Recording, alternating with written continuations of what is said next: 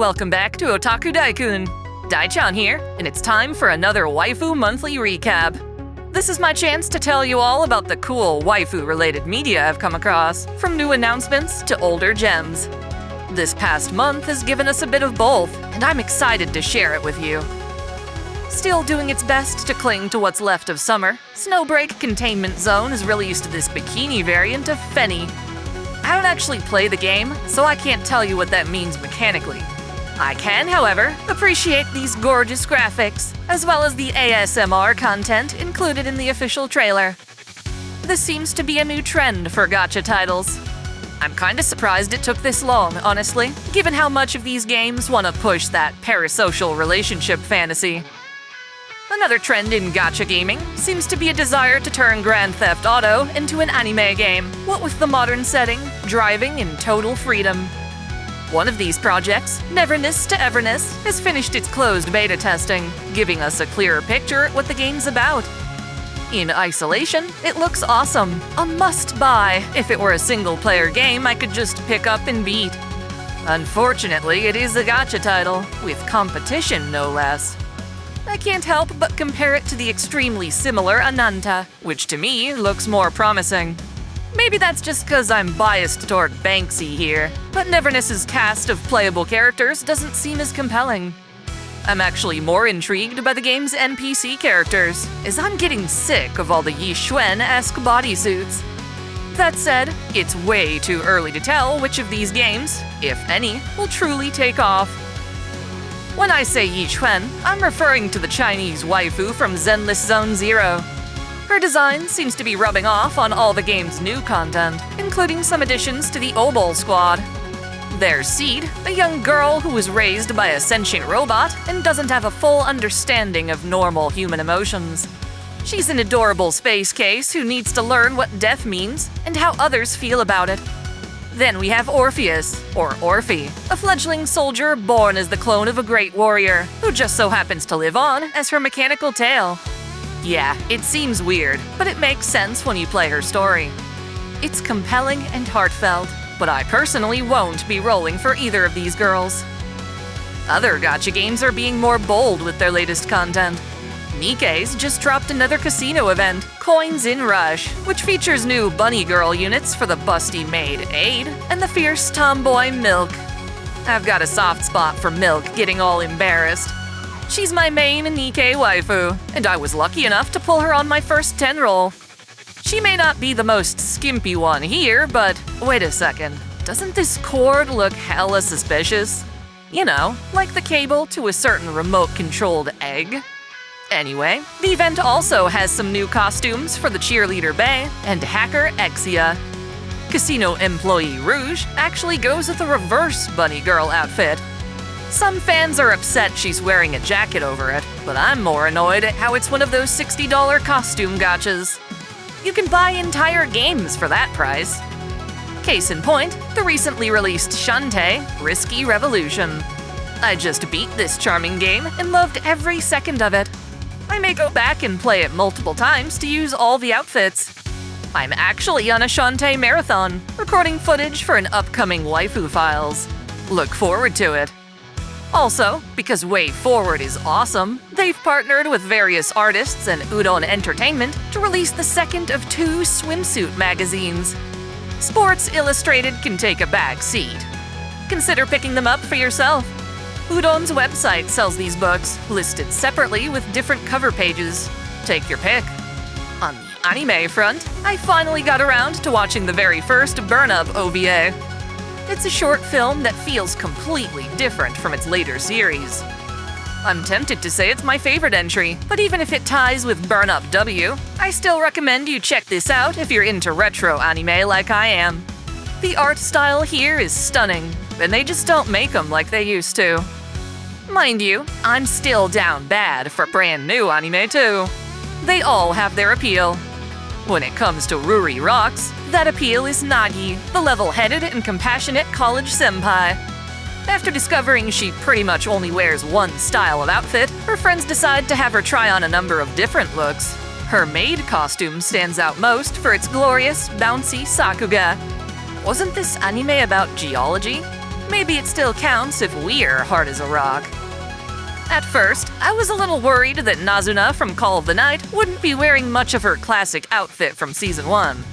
Thankfully, the creators have my back, and then some. This whole season is like a love letter to Nazuna and her mysterious past. It gets really grim, which I don't consider a bad thing. When the second season wraps up, I'll be giving this anime a Waifu Files episode. Now, I wanted to mention this earlier, but I had a hard time tracking down this footage. It's a promo for the Chainsaw Man movie, Reze Arc. A lot of fans feel very strongly about this section of the manga, and I'm hoping the movie will be just as captivating as the show was. Hopefully I won't have to watch another best girl suffer. Poor Himeno. Speaking of suffering waifu, there's no shortage of that in Demon Slayer the movie, Infinity Castle. To be fair, the film's tragic across the board, but especially so for a certain waifu. It's freaking brutal, but in a badass, heartfelt kind of way. I got the chance to see this movie in theaters, and Dolby Atmos was able to show me there's more to surround sound than being loud as fuck. Yuki Kajiura's score was mixed specifically for the cinema experience, with its varied instruments dancing all around me. I may not care much about shonen anime in general, but this is a profound exception. Technically, this is just the first of 3 movies UFO Table is making to finish off the story. If I can't have my Fate route, at least what we're getting instead is still mind-blowing. Back to the classics, an all-time favorite of mine, Golden Boy, is getting remastered on Blu-ray by Discotek Media. Sadly, this won't be the result of a higher resolution film scan, but rather an upscale of a previous master. Still, it's the best this anime has ever looked on home video, and it's going to be leaps and bounds nicer than the compressed DVDs we had before. I'll probably update you guys on how good it winds up looking by comparison. A little while back, I also made a wild video that takes a deep dive down the rabbit hole of the Golden Boy manga. It's one of my best performing videos, but I'll still plug it here anyway. Another remaster comes from the gaming scene, with Tales of Xillia coming to Switch, PS5, Xbox, and Steam on October 31st. Second only to Berseria, Tales of Xillia has the series' best roster of party members. Mila Maxwell happens to be a certified favorite of mine you can learn more about in my Waifu Files on Mutsumi Inomata, her late character designer. This remaster only extends to the first game, but I don't mind. Obviously, there are older Tales games that deserve some polish, but that doesn't mean I'm not excited to see Xillia go from 720p to 4K. Not to be confused with Tales, the Trails series of JRPGs is releasing a complete remake of Trails in the Sky First Chapter. It comes out today, actually, if you're watching this when it goes public. Die-hard fans of the series already love what the demo provided, and their excitement is starting to spread to me. Y'all know my tastes, and Shara here has all my attention. Falcom has also announced a remake for the second chapter, so this isn't a bad time to get hooked on Trails. I'm especially happy the localization is more accurate than the version Xseed put out back on PSP. This might be a sign we're headed in the right direction. Okay, now for the elephant in the room. Nintendo just held one of its infamous Nintendo Directs. Its highlight, for me, happens to be a new Fire Emblem title, Fortune's Weave. Fans suspect it's a prequel to Fire Emblem Three Houses, and the presence of an adult Sothis, before she lost her power, seems to be a good indication. Three Houses was kinda sloppy on the narrative front, but I still enjoyed it.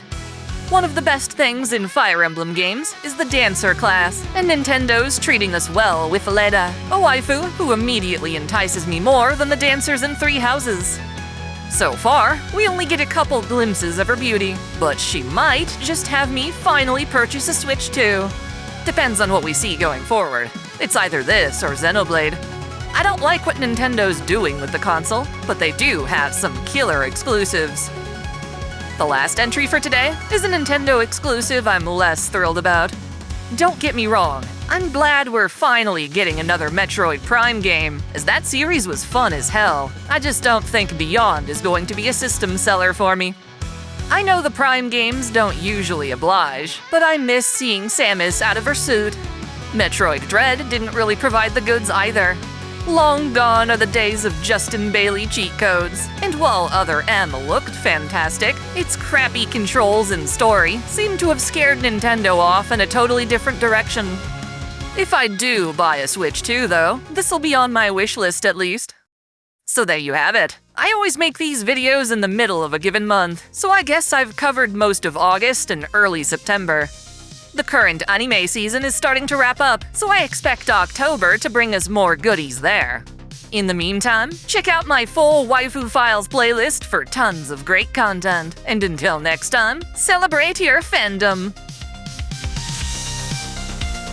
I want to give a special shout out to all my $10 and up supporters. Video Gamer 75, Dante Pendragon, Mystic Samurai 1983, Stephen Elak, Otaku Mom, Freebrick, Alexis Yukio Gomez Yamato, Lunar Works, Link Pendrago, Observer Bellis, James Hewitt, Uncanny EXP, Crow Calum, Sal Soto, Tristan Riggin, Major, Matao Mataru, Winter's Edge, Sneer Cachette, Sunbro Torian, Foxbox, Caitlin P, Sith Lord 906, Vladimirovna, The Taz 96, Kengo X 77, Alistair Bernadotte, and Reason 99. Thank you all so much.